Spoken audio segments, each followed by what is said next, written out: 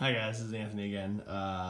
I'm making another video entry contest thing, this time for Skull Picker, the 100 subscriber giveaway contest. Though as I make this, it looks like Skull Picker is up to 187 subscribers, so maybe if I procrastinated a little bit longer, he'd have another giveaway and I could have this video serve for both. Probably not, but it's a cool thought. Congratulations, Skull Picker.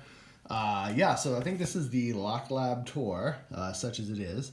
Yeah, so I don't really have a lock lab in the revisionist history world. Maybe I could use the time machine, go back and, get a house with an extra garage or some shed or something like that. But right now, my lock lab, such as it is, it used to be my dining room table. My wife wasn't crazy with the idea, so I packed everything away into neat little boxes, and now I take it out as needed. So I'm gonna, to keep this from being like the Blair Witch Project movie, in case anyone remembers that, with the crazy camera angles or shaking. I'm gonna try to use a tripod. It's probably gonna be only slightly better than if I just held it in my hand, but whatever. So of course we have the pan of ice, which held the lock that I failed to pick on my last video, even though it's super easy because I'm not good at this yet.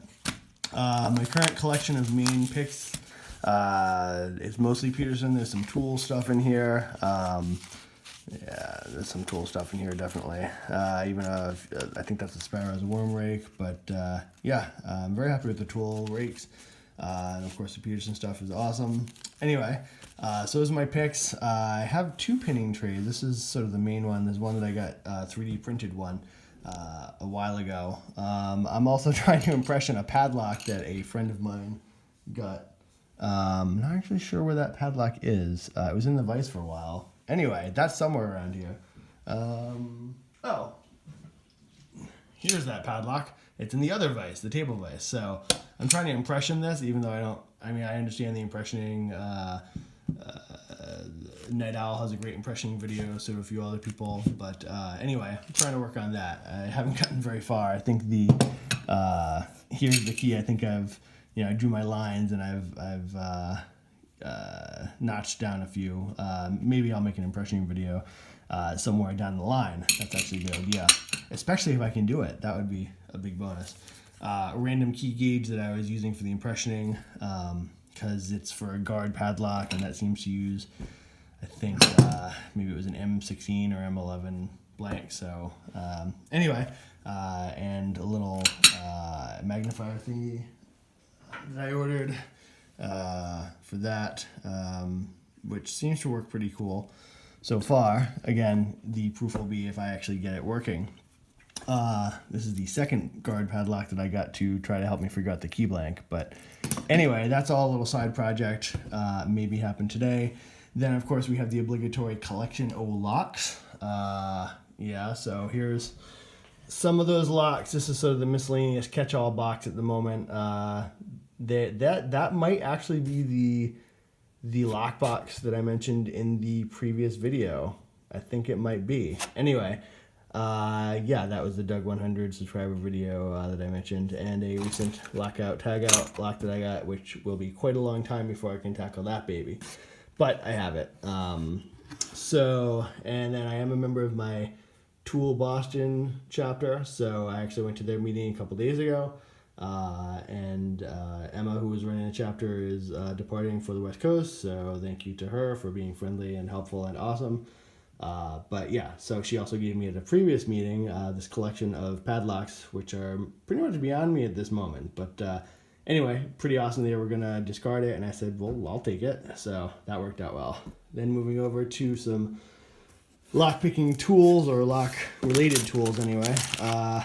Some stuff related to repinning. Thank you to Jason, SE Lock and Key, for some great tool-related videos. Tool as in actual tools, not the open organization of lockpicker tool. But yeah, so this is sort of, I thought I was going to repin some locks a few months ago, and I kind of put it together in a little plastic bag. So yeah, there's some stuff. It's sort of like a somewhat portable pinning kit. And then we get into more obscure stuff. Thank you to my wife for finding this separator. And yeah, so there's a bunch of stuff in there. There's some depths and spacer keys. There's some bump rings, which I haven't even done anything with yet. There's some shims. There's CH751 key. There's I guess I could open it. That would allow it to be seen a little clearer. Random screws that I think came with it. Key tags, which I find very useful for identifying which keys go with which properties. Plug holder. Make your own Peterson. To Peterson bend it. Wiper blade bender thing, mabob. And then the Kwikset, whatever thing that Jason recommended. So, and some random keys. So, yeah. So that's, I think these are some key pins that a friend of mine gave me. Actually, the friend who kind of introduced me to lockpicking back in 2004. So, yeah. So that's some random miscellaneous stuff with some room to grow. Some empty chambers. Yeah. So, because I kind of suck at lockpicking, I take a little more delight in getting into the lock and gutting it and doing things like replacing pins or rekeying it. This was from one of Deviant's recent videos, the hinge popper, which actually would have come in handy recently, a couple months ago when I was trying to, this is embarrassing, I was trying to find the basement door or the entry to the basement for a house, and this should have been super easy. One of the red herrings that I had was there was a closet door, which I didn't know was a closet door. I thought it was a door to the basement.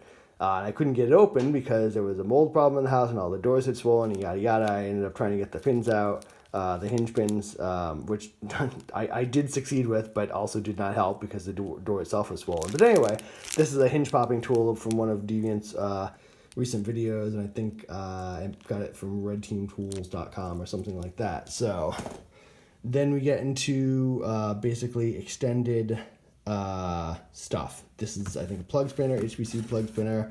This is extended picks. I'll open that in a second.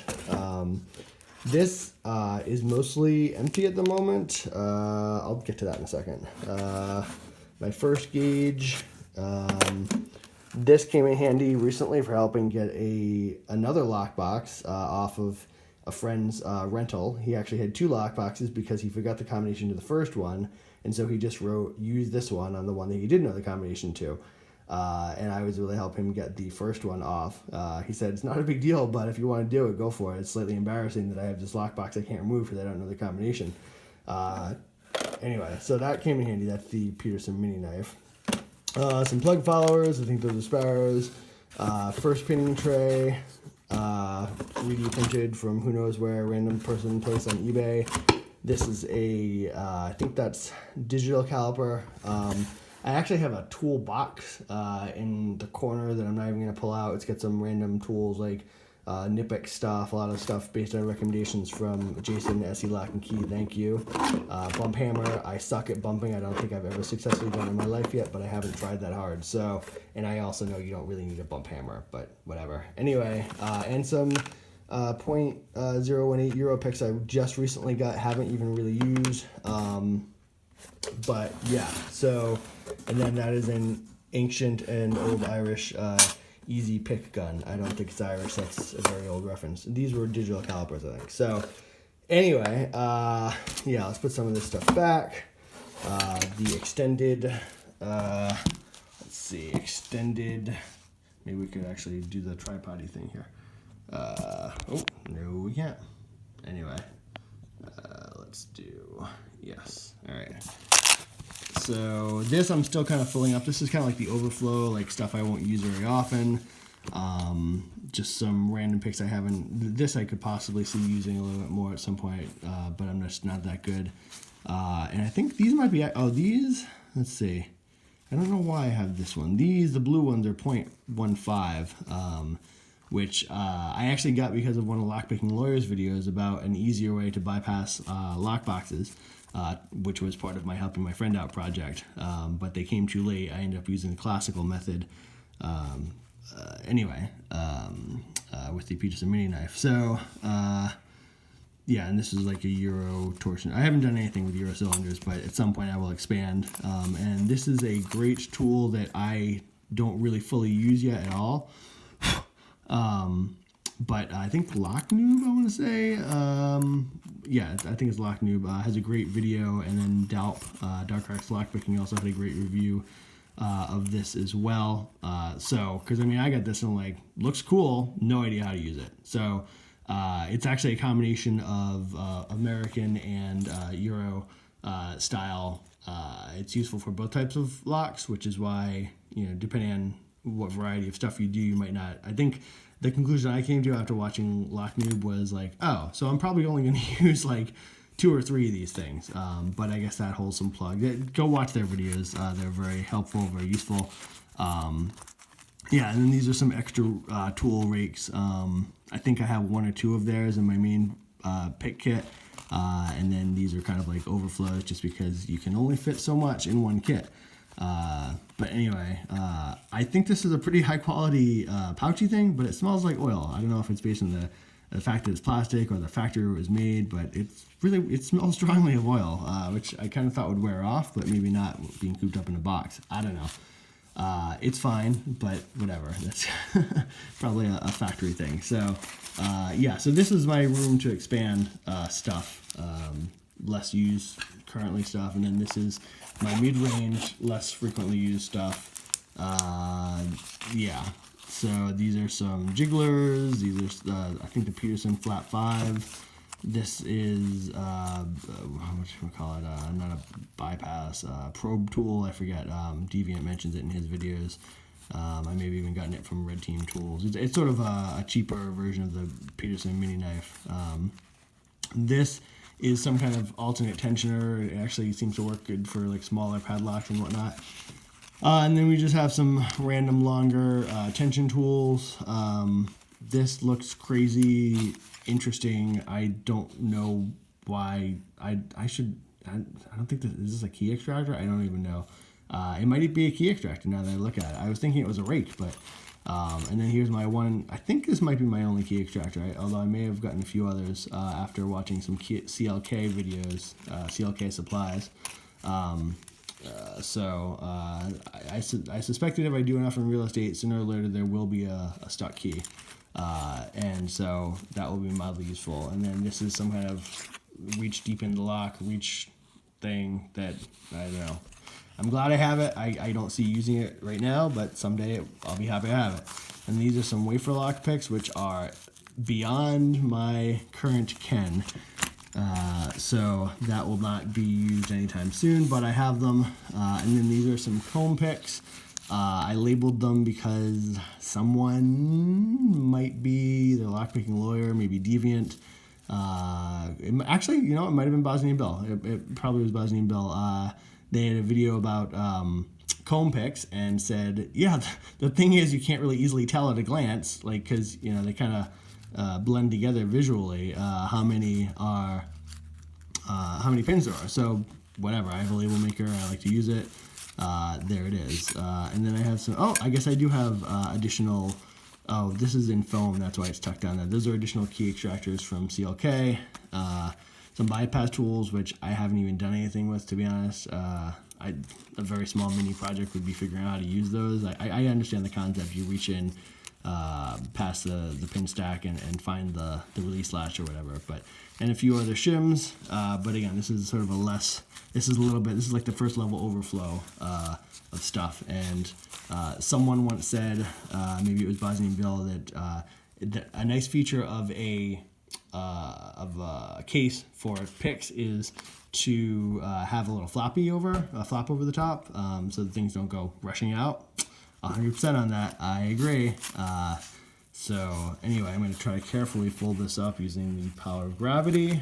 Voila, voila, zippity-doo-dah. And that may or less be more or less it, other than the actual toolbox, which is kind of just tools, which I haven't had a tremendous amount of use for. But yeah, so anyway, this video is already almost 15 minutes long, so I will cut it short. I'm tempted to try to rake this quick set just so I can have some kind of feeling of accomplishment, but this is probably good enough. Congratulations again to Skull Picker on, at this particular moment in time, 187 subscribers, so blowing right past 100. So congratulations and thanks. Bye.